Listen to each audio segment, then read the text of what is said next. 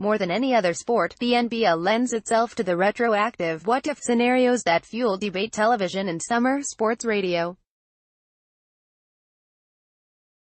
There are probably multiple reasons, but to me, I feel like the nature of the sport of basketball, where a single player can have huge impact on its results, is the biggest reason.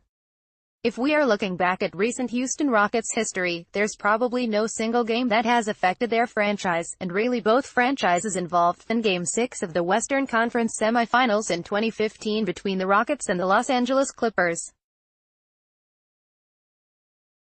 Prior to taking the Warriors to a Game 7 this past season, it was undoubtedly, and somewhat ironically, the high point of the Morey-Harden era. It was ironic because the portion of that Game 6 that will live on for decades in Rockets lore, their comeback from being down 19 points late in the third quarter, did not involve James Harden, MVP runner-up during that regular season, at all. The comeback was achieved with a fourth-quarter combination of Dwight Howard, Trevor Ariza, Corey Brewer, Jason Terry, and Josh Smith, with a little bit of Terrence Jones and his negative vertical leap sprinkled in. Harden was not on the floor at all. For those who want to relive the magic, here is the highlight video. In retrospect, the ripple effect from this 14 minutes of basketball was seismic. Here are just a few of the things that come to mind for me, as we've watched this game age for the last 3 years. Watching this video with James Harden on the bench is even stranger now than it was that night. Since that postseason, which ended with a 5-game ouster at the hands of Golden State in the conference finals, Harden has been a runner-up for the MVP award in 2016, 2017 and an actual MVP this past season. The one season where the accolades for Harden dried up was the 2015-2016 season, in which the Rockets bottomed out at 41-41 and an 8th seed. Ken McHale was fired 11 games into that season, and Harden came into the season out of shape and seemingly unfocused. It's hard not to think that McHale's benching of Harden in Game 6 didn't somehow linger as the next season rolled around. Strange to think there have been 3 different iterations of the Rockets since then.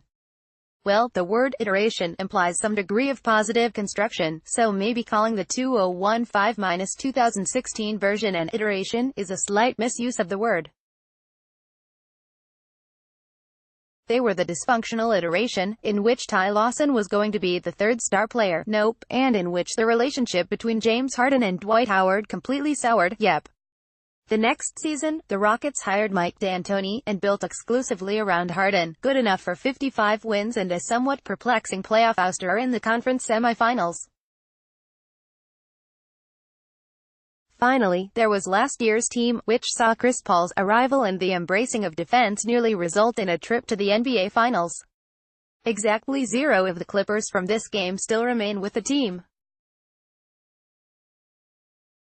Every article you read about the arc of the Clippers under Doc Rivers point to this game as the moment they jumped the shark. Beginning with Game 7, a 13-point loss in Houston, it was all downhill from there. With trade of Austin Rivers and the departure of DeAndre Jordan in free agency, that entire team is now gone.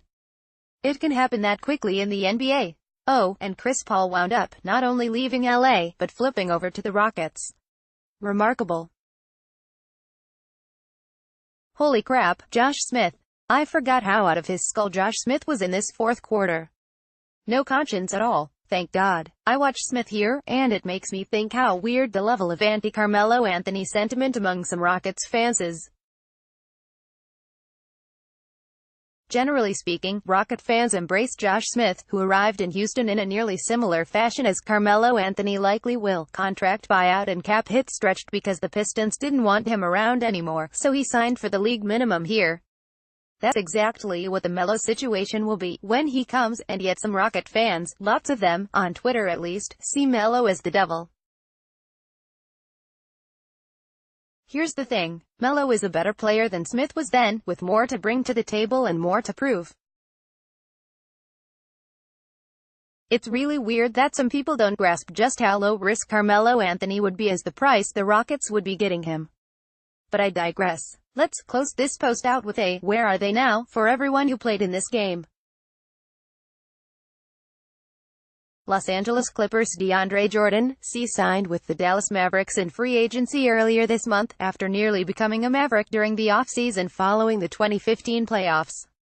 Blake Griffin, traded to Detroit this past season, where he will be relegated to the life of 35-win seasons he deserves. Chris Paul, acquired by the Houston Rockets prior to the 2017-2018 season, and just signed a 4-year, $160 million contract extension. JJ Redick, left for Philadelphia in free agency following the 2016-2017 season. Just re-upped with the Sixers on another 1-year deal. Matt Barnes, retired now, but back in 2015, he was traded, along with Spencer Hawes, to Charlotte for Lance Stephenson. Traded again to Memphis. Honestly, spent most of the rest of his career post-Clippers wanting to beat the snot out of Derek Fisher for boinking his ex-wife. Certifiably nuts. Jamal Crawford, signed with the Minnesota Timberwolves prior to the 2017-2018 season. Now is an off-the-bench chucker for them. Austin Rivers, traded by his father this offseason to Washington for Marcin Gortat. Glenn "Big Baby" Davis, put his basketball career on hold in 2016 to get into film production. Most recently, in February 2018, arrested for drug possession, after the police discovered a boatload of weed and around $92,000 in cash on Davis. Still extremely fat. Spencer Hawes, as mentioned above, traded to Charlotte, and was last in the NBA in 2017 with Milwaukee. Still very tall. Houston Rockets' Trevor Ariza, signed a 1-year, $15 million deal with the Suns a week or so ago. Dwight Howard, signed a 2-year, $11 million deal with the Wizards yesterday. This makes 4 different teams for Dwight since leaving the Rockets 2 years ago. Jason Terry, left for Milwaukee after the 2015-2016 season, and is still there. James Harden, League MVP for the Rockets. Josh Smith, out of the league. Last NBA action was for the Pelicans in 2017. Corey Brewer, finished last season with the Oklahoma City Thunder. Terrence Jones, currently with the Santa Cruz Warriors of the G League. Pablo Prigioni, left the Rockets for the Clippers the next season. Currently, an assistant coach for the Nets. Clint Capella, in free agency limbo, as of this writing, with no offers in restricted free agency, and a current staring contest with the Rockets over what he should be paid on a long-term deal. Listen to Sean Pendergast on Sports Radio 610 from 2 to 6 p.m. weekdays. Also, follow him on Twitter at http://twitter.com/CPendergast and like him on Facebook at https://www.facebook.com/CPendergast.